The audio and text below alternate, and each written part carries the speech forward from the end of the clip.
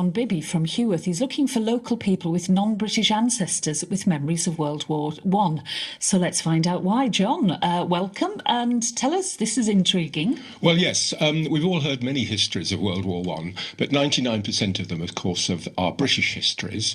And the other thing that I'm interested in particularly is that 99% of the histories of World War I that we hear are to do with the Western Front, the Somme and so on, whereas it was a world war. It wasn't just a European war. Of course. And I'm involved with a group that's called, now it's a bit of a mouthful, it's called BABITME, B-A-B-I-T-M-E.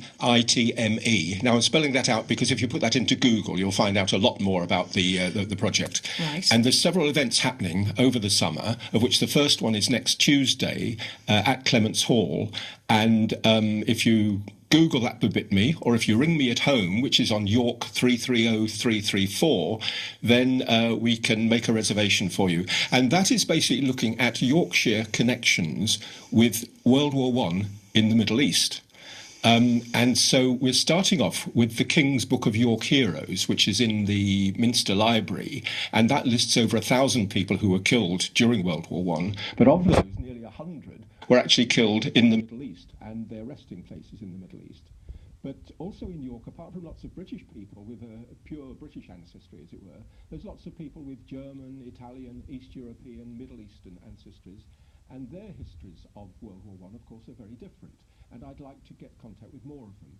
At our meeting next Tuesday, we've got a Japanese speaker who's going to speak about Japanese histories of World War I. We've got a Kurdish speaker from Kurdish Iraq who's going to be speaking about his family histories. But I'd like to hear particularly from people whose families come from the Middle East or whose families come from Russia or from Germany, who can tell us more about the Middle East from that point of view. And that will be a counterbalance to the 99% of histories that we're always hearing about. So do you expect there to be many people in this area who can tell these stories? Well, there's certainly lots of people with that sort of inheritance. I would hope to get 10 or 20 in the end. As I say, we've got about half a dozen in total now.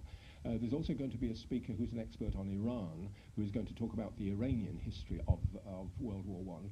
And then the whole day has a lot of other talks, some of which hinge around the Sykes of Sledmere, because Sir Mark Sykes from Sledmere House was very instrumental in basically the colonising process of the Middle East in World War I.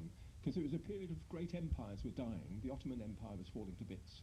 And the British Empire and the French and the Russians and the Americans all wanted to get their hands on bits of it. I think one of the difficulties, I'm sure, one of the challenges you face, and I'm sure you know as well as anybody, the difficulty is that a lot of people coming back from something like World War I, it was so hideous, didn't want to share their stories, did they? And often the family didn't really know that much about what had happened to them. Well, that's true for all the fronts, and of course a lot of them didn't come back. But we do have lots of histories from British people from the Western Front, and we've got quite a few from the Eastern Front, from the Middle East. But I particularly like to reach into the Muslim community in York, who obviously have very different memories, and the impact of World War I in the Middle East, of course, has led to a lot of the horrible situations that we see today.